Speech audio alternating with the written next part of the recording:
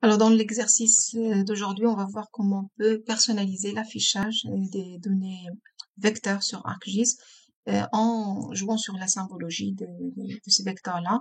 Donc là, on va faire une symbologie soit simple, soit par catégorie, par quantité, ou bien carrément en utilisant des histogrammes ou bien des colonnes.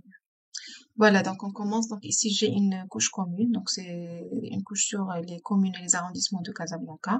Donc là, pour travailler la symbologie de n'importe quelle couche, qu'elle soit polygonale, linéaire ou bien point, donc on va directement vers propriété. Donc clic droit sur la couche propriété. On vient ici sur l'onglet symbologie. D'accord? Donc là, dans la symbologie, nous avons ici plusieurs choix. Donc notamment, on peut affecter une symbologie simple, soit en choisissant ici sur les symboles qui sont offerts par Esri, en jouant sur out, c'est-à-dire la ligne et la bordure, la couleur du contenu ou autre, d'accord? Donc là, c'est une symbologie simple. Donc tous les polygones vont avoir le même symbole. Alors la deuxième des choses qu'on peut faire, donc là on peut faire une symbologie par catégorie, d'accord? Donc là je reviens pour afficher la table attributaire de la couche commune. Donc là j'ai plusieurs attributs, d'accord? Donc je peux jouer sur ces attributs-là pour personnaliser l'affichage, soit par préfecture, par exemple là, chaque polygone, j'ai le nom de la préfecture, j'ai l'arrondissement, ainsi que d'autres informations. Donc là, on va jouer par exemple sur la préfecture. Donc là, dans la catégorie, donc là, on va se baser sur le champ préfecture. Alors, on clique sur ajouter toutes les valeurs et là, nous avons les valeurs des différentes valeurs qu'a l'attribut préfecture dans notre couche, donc soit Casablanca, Mohammedia, ainsi de suite. Donc là, on peut choisir ici une palette de couleurs à attribuer, par exemple comme ça ou autre, ou bien carrément, donc on peut cliquer sur chaque symbole et on le change, d'accord? Donc, soit en choisissant, comme je dis, la palette ou bien carrément, on change de couleur un par un. Alors, rapidement, bon, je fais comme ça. Bon, je clique sur OK. Et voilà, donc là, ça donne ce résultat. Donc, toutes les polygones, ou bien les entités qui ont la même valeur dans l'attribut préfecture vont avoir bien sûr la même couleur, ou bien le même symbole. Voilà, donc là, c'est l'affichage par catégorie. Donc, on peut voir, par exemple, donc je vais afficher d'abord la table attributaire. Donc, sur la commune, j'ai des données statistiques sur la population, donc notamment la population en 94, en 2004, le nombre des Marocains, des étrangers et des ménages en 94 et également en 2004. Le taux d'accroissement urbain, la densité de la population, le taux d'accroissement, ainsi de suite. Donc là, je peux profiter de ces champs-là pour faire une symbologie par quantité cette fois-ci. Donc toujours propriété, l'onglet symbologie. Donc là, on va choisir par quantité et là, on va choisir le champ. Donc là, par exemple, je veux afficher la population en 2004. Alors c'est total. Alors où est le champ? Ceci, c'est, voilà, total 2004. Et donc là, elle a donc le logiciel, donc il va accéder automatiquement à ce champ-là et il a réparti en 5 classes.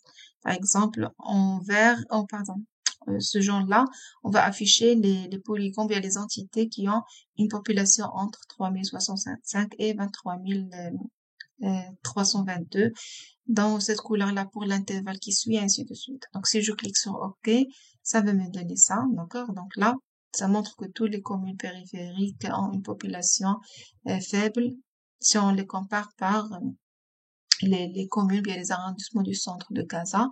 Donc là, on peut garder 5 classes comme on peut changer. Donc là, automatiquement, donc par défaut, on classifie par 5 classes. On peut changer, par exemple, je vais mettre 10 classes, d'accord? Donc là, ça me donne ça. Donc ça divise le champ selon 10 intervalles. Je clique sur OK, ça me donne ça, et ainsi de suite. Donc là, toujours, vous pouvez jouer sur les classes, sur la trame des couleurs, voilà. D'accord? Donc là, c'est un exemple comme quoi on peut classifier les champs par quantité si jamais vous avez un champ numérique dans votre couche. Alors la deuxième, bien, ce qui est la troisième possibilité, donc toujours avec des symboles gradués proportionnels, c'est le même principe. Donc, on choisit le champ et le nombre de classes.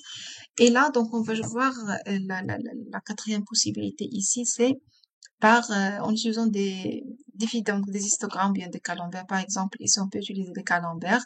Et bien sûr, là, pour les camemberts, on doit choisir plusieurs attributs, donc minimum 2. Par exemple, là, je veux afficher des camemberts en comparant la population en 94 avec la population en 2004. D'accord? Et bien sûr, ici, vous pouvez choisir les trames de couleur comme ça. Sinon, vous pouvez accéder à ces symboles un par un et affecter votre symbologie. Donc là, je prends le rouge sans bordure et je clique sur OK. D'accord? Donc ça nous donne ça. Et je clique sur OK. Voilà. Donc là, ça affiche dans chaque entité polygone, on a donc un camembert qui représente la population. Donc le rouge, c'est la population en 2004 et le jaune, c'est la population en 94. Voilà, donc là, toujours ici. Et donc là, c'est le background qui est en beige. Vous pouvez le changer, d'accord? Vous pouvez par exemple mettre une autre couleur comme ça du background. Voilà. Alors, on va faire maintenant un deuxième essai, cette fois-ci en choisissant les histogrammes. Donc, je garde toujours les deux champs population 94 avec 2004 et je clique sur OK. Voilà, donc ça me donne maintenant ce rendu-là. Voilà, donc là, si jamais vous voulez afficher plusieurs informations en même temps, c'est-à-dire les histogrammes, et avec ça, vous voulez afficher par exemple, les communes par préfecture, donc là, il suffit de dupliquer la couche. Alors, je vais coller. Et là, on va affecter une symbologie par catégorie, comme on avait avant, selon le champ préfecture. Alors, bon, je prends ça, je clique sur OK. Et là, dans les propriétés, je vais enlever le background. Je vais faire sans couleur. OK. Et voilà, donc là, ça affiche la commune qui est juste au-dessous. Les couleurs qui sont juste au-dessous. Donc là, j'ai fait je me suis basée sur deux symboles. Donc là, pour la première couche, j'affiche toutes les communes à arrondissement de Casa selon l'attribut préfecture. Et dans cette couche-là, donc là, j'affiche la population en comparant les 2 années, 2004 et 94. Voilà, donc je pense qu'on a fait le tour. Et bien sûr, vous pouvez vous baser sur ça pour jouer sur la symbologie de n'importe quelle couche, qu'elle soit polygonale, linéaire, donc ponctuelle. Donc aussi pour les couches ponctuelles, vous pouvez choisir des symboles personnalisés.